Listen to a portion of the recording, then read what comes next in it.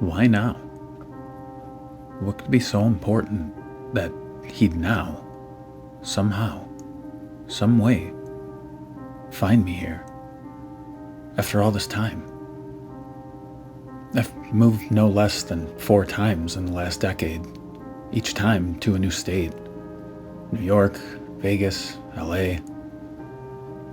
Last time I saw him was at our old trailer in Crenshaw County, Alabama, when I was just 18.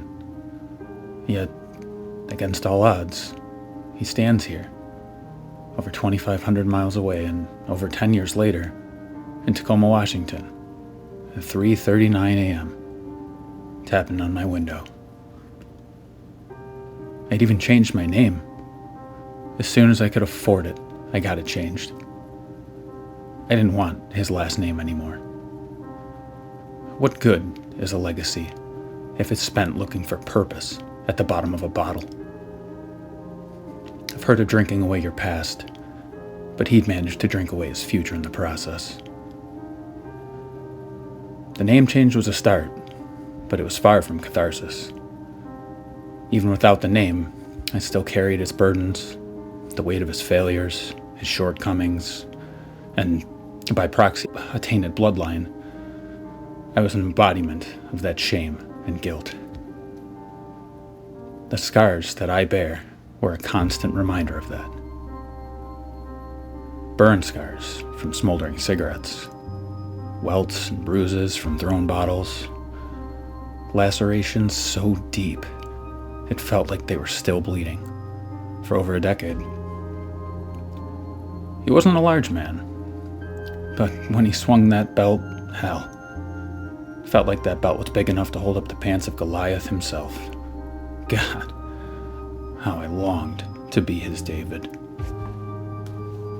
So much anger and hatred, so many years of abuse and alcoholism. For what?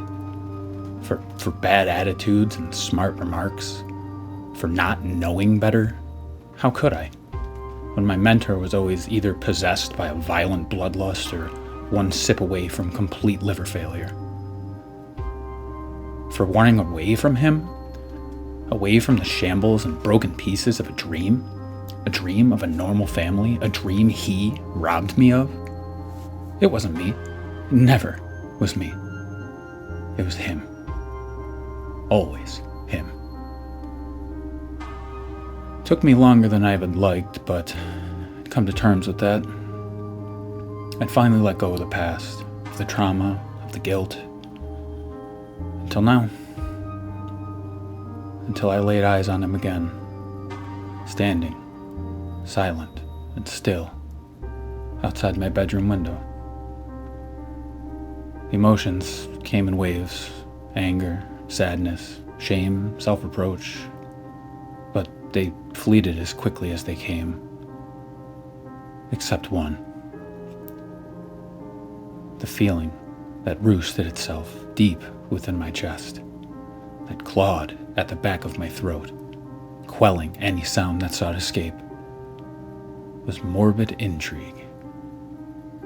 You see, I know now why he's come. I know who he is and what he wants. What I'm not sure of, however, is how. And I'm not sure how because I know where. I know where I buried him 10 years ago.